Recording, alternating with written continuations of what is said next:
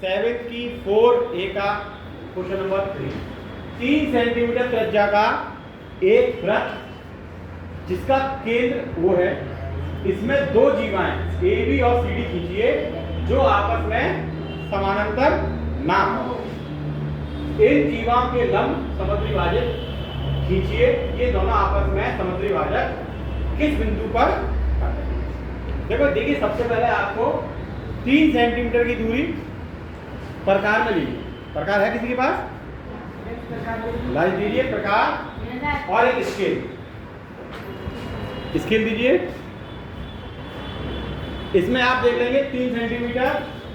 देखिए 3 सेंटीमीटर आप प्रकार से नापने ले लेंगे और 3 सेंटीमीटर प्रकार से आप नापने के बाद एक 3 सेंटीमीटर का एक आप वृत्त खींचेंगे।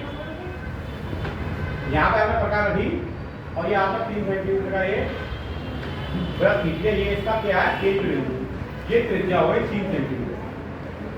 3 सेंटीमीटर इसका केंद्र बिंदु O हो गया। सभी खींच लेंगे ऐसे प्रकार और स्केल की सहायता से।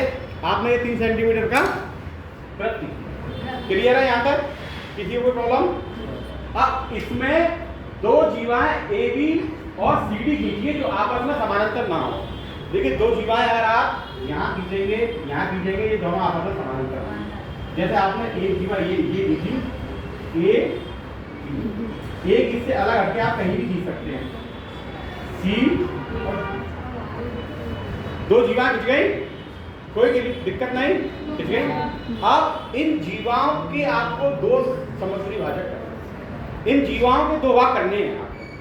तो देखिए जैसे किसी भी रेखा के जब हम दो भाग करते हैं, जैसे हमने आपको दिया था 6 सेंटीमीटर की रेखा के दो भाग करने हैं, तो आप इसके यहाँ के प्रकार से ऊपर चाप लगाते हैं, आधे से ज्यादा इसके नीचे लगाते हैं।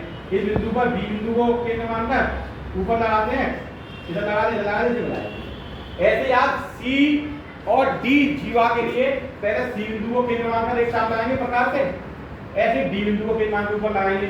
सी बिंदु को केंद्र मानकर इसकी दूसरी ओर, डी बिंदु को केंद्र मानकर दूसरी ओर। यहाँ तक दिक्कत किसी को दिक्कत? अब देखिए स्केल की सहायता से इसको आप सीधा मिला दें। क्लियर हो गया? ऐसी ए बी जीवा को पहले ए बिंदु को केंद्र मान के आप ऊपर चाप लगाएंगे और इसकी दूसरी ओर लगाएंगे। अब बी बिंदु को केंद्र मानकर आप एक चाप और लगाएंगे, इसके दूसरी ओर लगाएंगे। अब आप इसको भी मिला देंगे तो आप क्या देखेंगे? ये दोनों जो समद्विभाजक जीवा हैं, ये दोनों इसके केंद्र बिंदु को टच करेंगे। दोनों ही इसकी समद्विभाजक रेखाएं इसके केंद्र बिंदु O को टच करेंगे। तो इसमें पूछा गया था ये दोनों समद्विभाजक किस बिंदु पर काटेंगे? तो आप लिख सकते हैं ये दोनों समद्विभाजक O बिंदु